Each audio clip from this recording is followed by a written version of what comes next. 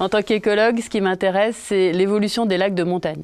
Ces lacs de montagne, ils sont soumis non seulement à des changements du climat qui sont extrêmement importants, en montagne extrêmement marqués, mais ce sont aussi des systèmes ou des écosystèmes qui sont historiquement sous l'impact directement des hommes pour le pastoralisme, pour la pêche, voire pour le développement du tourisme.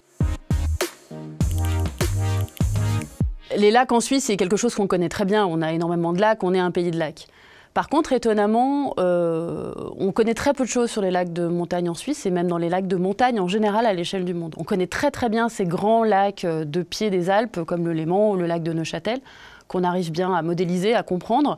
Les lacs de montagne, étonnamment, sont passés complètement sous les radars, que ce soit en Suisse ou dans la recherche internationale. On remarque qu'en fait, les montagnes, on les envisage souvent comme des milieux assez vierges et assez dénués d'impact humain. Or, l'histoire fait que les hommes ont très tôt habité dans les montagnes. Et ces lacs de montagne, ils ont été modifiés par l'homme très très tôt dans l'histoire, dès le Moyen-Âge, ou même plutôt vers la fin du 19e siècle. On cherchait à transformer ces lacs en pêcherie, en faire des sources de protéines. Donc on a introduit énormément de poissons.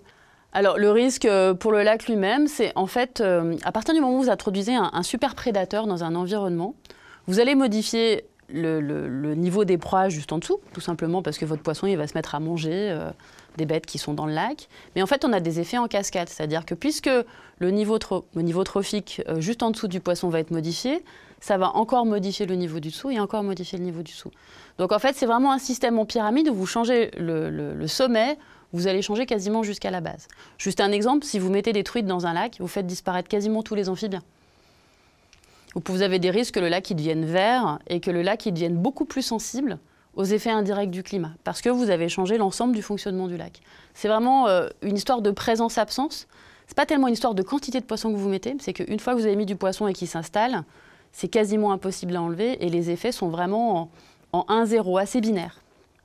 Donc en fait, l'effet il est assez spectaculaire, étonnamment. Il y a des défis qui sont scientifiques et il y a des défis qui sont sociétaux. Le défi scientifique, c'est d'arriver à faire travailler ensemble tous ces chercheurs, éventuels, des sciences naturelles déjà, ceux qui travaillent sur les glaciers, ceux qui travaillent sur la végétation, ceux qui travaillent sur les rivières et ceux qui travaillent sur les lacs. Le lac, c'est un réceptacle de tout ce qui se passe en amont. Et jusqu'à présent, la recherche, elle reste encore très disciplinaire, même au sein des sciences naturelles. Donc il y a un vrai défi à intégrer ces sciences naturelles ensemble pour arriver à dériver des schémas de fonctionnement de ces systèmes-là, voire du système aquatique d'altitude tel qu'il évolue maintenant. Le défi sociétal, c'est d'arriver à savoir dans quelle mesure on peut gérer de manière collective ces lacs-là. Qu'est-ce qu'on en veut, qu'est-ce qu'on en attend, qu'est-ce qu'on laisse comme part de systèmes naturels par rapport à des systèmes exploités, qu'est-ce qu'on considère comme acceptable. Peut-être que vous connaissez le lac de Derborance, qui est au-dessus du village de Contais. C'est un lac qui a été créé très récemment, de façon naturelle, par une chute de pierre, un effondrement de la falaise. Donc ce lac, il a été créé il y a 2 siècles. Et c'est un lac qui est petit, qui est peu profond et qui se comble extrêmement vite. Mais c'est un lac qui est aussi une énorme source pour le tourisme local. Ce lac se comble. Et il va être comblé assez rapidement, d'ici une cinquantaine d'années. Dans une cinquantaine d'années, ce lac, si on le laisse évoluer comme ça, il va devenir une zone humide. Maintenant, la question, c'est est-ce que dans un lac et dans une région protégée, on le laisse évoluer avec son cours naturel pour que ça devienne une zone humide et que le lac disparaisse? Ou est-ce qu'on considère que les enjeux sociétaux sont importants et on introduit un système de gestion pour creuser le lac, pour le maintenir à son niveau? Nous, on n'a pas de réponse. On est juste là pour soulever la question et éventuellement dériver des évolutions.